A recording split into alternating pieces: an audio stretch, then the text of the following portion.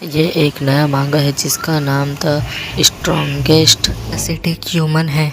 हमें कहानी की शुरुआत में बताया जाता है कि इस दुनिया में अचानक बहुत सारे हिडन रूइंस अपीयर हुए और इन रूइंस को एक्सप्लोर करने के लिए बहुत सारे लोगों ने मिलकर इस सारे रूइंस को एक्सप्लोर किया और इनसे रिसोर्सेज लिए।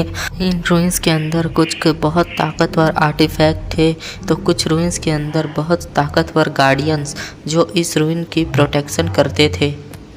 इंसानों ने अपने लालच के लिए इन रूइंस को उस पूरी ताकत से एक्सप्लोर किया और इन रूइंस को पूरी तरीके से लूट लिया और सारे रूइंस को लूटने की कोशिश की, जिसके दुष्प्रभाव में उन रूइंस के अंदर के गार्डियन ने भी कुछ बहुत ज़्यादा ताकतवर बिस्टों को रिलीज़ कर दिया और उन बिस्टों ने इंसानों पर हमला किया और पूरी दुनिया में नरसंहार कर दिया। और फिर वो ताकतवर बीस्ट इंसानों की ज़मीनों पर रहने लगे और इंसानियत को तबाह करने के लिए अपनी पूरी कोशिश करने लगे और उनका सिर्फ एक ही गोल था कि वह पूरी इंसानियत को तबाह कर दें।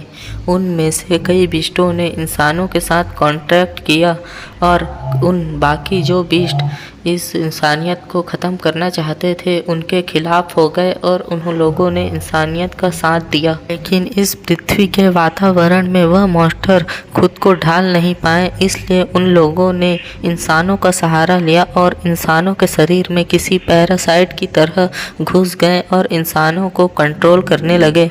यह सब देखकर पृथ्वी में रहने वाले जो गार्डियंस थे उन्होंने उन मॉन्स्टर को पनिश किया, क्योंकि वह अपने रूइंस को छोड़कर इंसानों की बस्ती और ह्यूमैनिटी के खिलाफ हो गए और उनके एरिया में रहने लगे और उनके रिसोर्सों को लूटने लगे।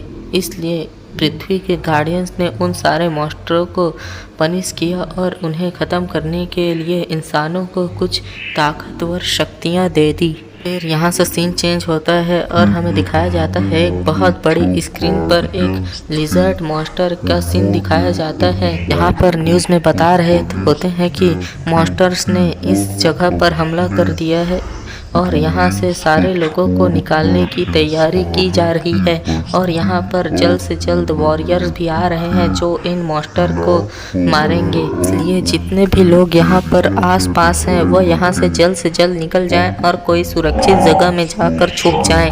फिर हमें एक ट्रेन को दिखाया जाता है जिसके अंदर कुछ ज़्यादा ही भीड़ थी और वहाँ से लोग अपनी जगह पर जा रहे थे।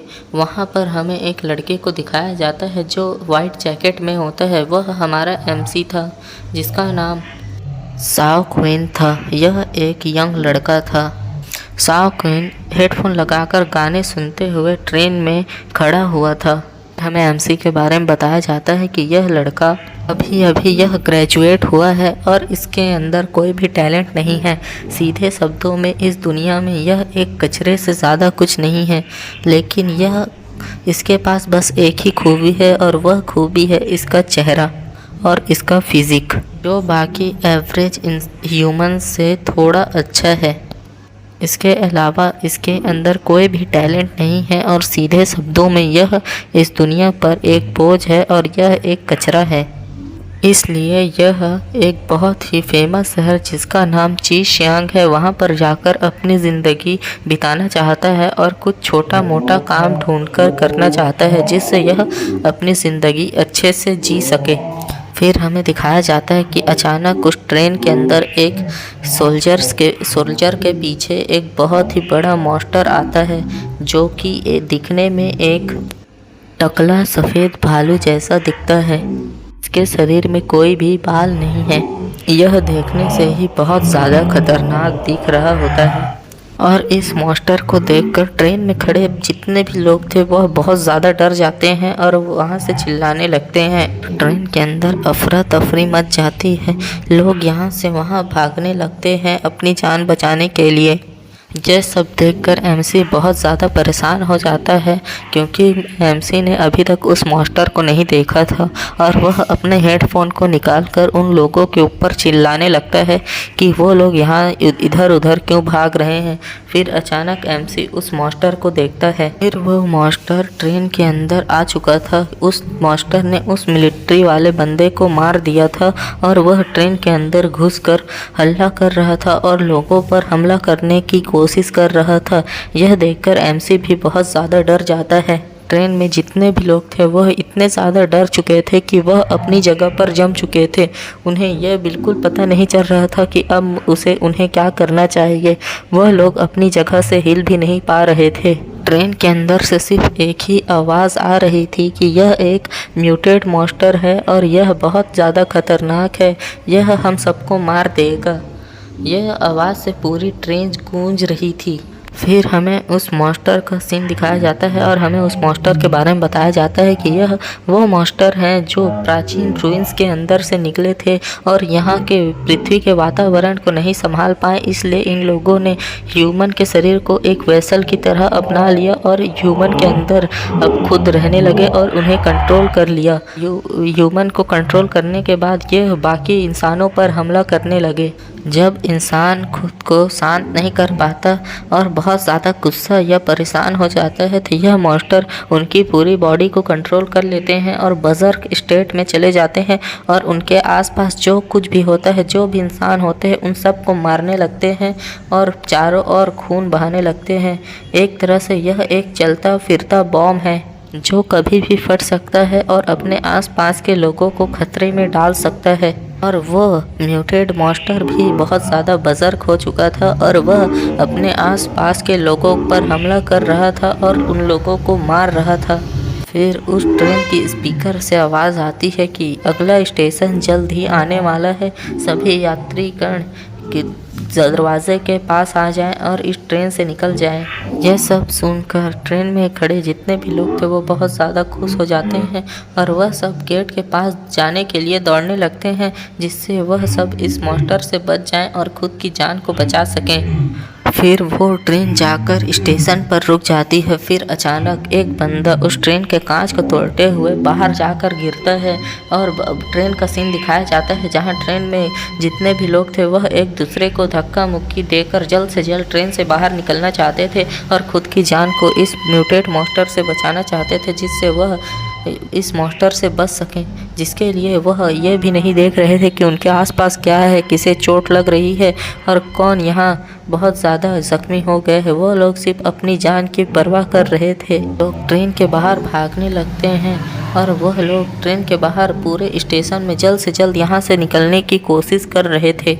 और जो लोग ट्रेन के बाहर ट्रेन का इंतज़ार कर रहे थे वो लोग भी यह सब देखकर बहुत ज़्यादा हैरान हो जाते हैं और सोचते हैं कि यह क्या हो रहा है, यह सब लोग यहाँ से क्यों भाग रहे हैं। उस ट्रेन से जितने भी लोग भाग रहे होते हैं वह सब चिल्लाकर बोल रहे होते हैं कि उस ट्रेन के अंदर म्यूटेटेड मॉन्स्टर है और वह बर्ज़र्क हो गया है और वह सब पर हमला कर रहा है। यह सुनकर जितने भी स्टेशन पे लोग थे वो भी वहाँ से भागने की कोशिश करते हैं और वो लोग भी वहाँ से भागते हैं। और जो लोग भाग रहे होते हैं वो भी चिल्लाकर बाकी सबको बोल रहे होते हैं कि जल्द से जल्द यहाँ से भागो। फिर यहाँ से सीन चेंज होता है और हमें दिखाया जाता है हमारे एमसी का सीन, जो कि ट्रेन के अंदर होता है। वह उस पूरी ट्रेन के अंदर अकेला होता है जो वहाँ पर फंस चुका होता है और उसके सामने वह म्यूटेटेड मॉन्स्टर उस पर हमला करने के लिए पूरी तरीके से तैयार होता है। हमारे एमसी के ऊपर ज़ोरों से दहाड़ने लगता है और हमारे एमसी के ऊपर हमला कर देता है। यह सब देखकर हमारा एमसी बहुत ज़्यादा परेशान हो जाता है और अपने मन में सोचता है कि यह इंसान कितना ज़्यादा परेशान हो गया होगा कि यह एक म्यूटेटेड मॉन्स्टर में ट्रांसफॉर्म हो गया और बाकी इंसानों पर हमला करने लगा। लगता है कि अब यहाँ पर मैं मरने वाला हूँ, लेकिन एमसी मरने से पहले अपनी आसपास की जगह को अच्छे से देख लेता है कि क्या यहाँ पर कोई बचने का मौका है कि नहीं। लेकिन तभी अचानक एमसी को मॉन्स्टर के पीछे इस ट्रेन से बाहर निकलने का दरवाज़ा दिखाई देता है और एमसी और उस दरवाज़े को देखकर एमसी अपने मन में यहाँ से भागने का रास्ता खोजता है और यहाँ से भागने के लिए अपने मन में प्लान बनाता है। लेकिन तभी हमारे एमसी को अपने बगल में अपने से थोड़ी दूर एक बूढ़ी अम्मा और एक छोटी बच्ची दिखाई देते हैं, जिन्हें देखकर वह बहुत ज़्यादा परेशान हो जाता है और मन में सोचता है अगर मैं यहाँ से भाग गया तो यह दोनों मर जाएंगी और यह म्यूटेड मॉन्स्टर सीधे इन लोगों पर हमला कर इन्हें मारने की कोशिश करेगा और अगर मैंने इन्हें बचाने की कोशिश की तो लगभग मैं मर ही जाऊँगा। तो इसलिए अब एमसी बहुत ज़्यादा परेशान हो जाता है और अपने मन में ही परेशान होते हुए सोच रहा होता है कि अब मैं क्या करूं, क्या मैं इन दोनों को बचाऊं या फिर मैं खुद ये बचूं यहाँ से और यहाँ से भाग जाऊं। यह सोचते में एमसी बहुत ज़्यादा परेशान हो जाता है। फिर एमसी अपने मन में सोचता है कि मैं तो यहाँ से जैसे तैसे करके बच जाऊँगा, लेकिन यह दोनों इस हालत में है कि यह खुद को बचा नहीं सकती। इसलिए एमसी खुद को चारा बनाकर उन दोनों को बचाने का प्लान बनाता है और उस बूढ़ी दादी से बोलता है कि तुम और ये बच्ची यहाँ से भाग जाना, मैं इसके सामने चारा बनने का नाटक करूँगा और ये मैं जब इससे के सामने चारा बनने का नाटक करूँगा तो तुम दोनों यहाँ से भाग जाना।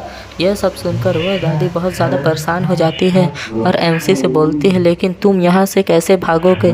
तो एमसी बोलता है इसकी चिंता आप मत कीजिए, बस आप अपनी जान बचाने के लिए कोशिश कीजिए और यहाँ से भाग जाइए, मैं अपना देख लूँगा। पर वह दादी अम्मा भी मान जाती है और फिर एमसी उस मॉन्स्टर की ओर देखते हुए बोलता है कि तुम ज़्यादा बुरा मत मानना, मैं अपनी यूनिवर्सिटी में एक ट्रैक फील्ड में था और मेरी एथलेटिक बहुत ज़्यादा अच्छी है।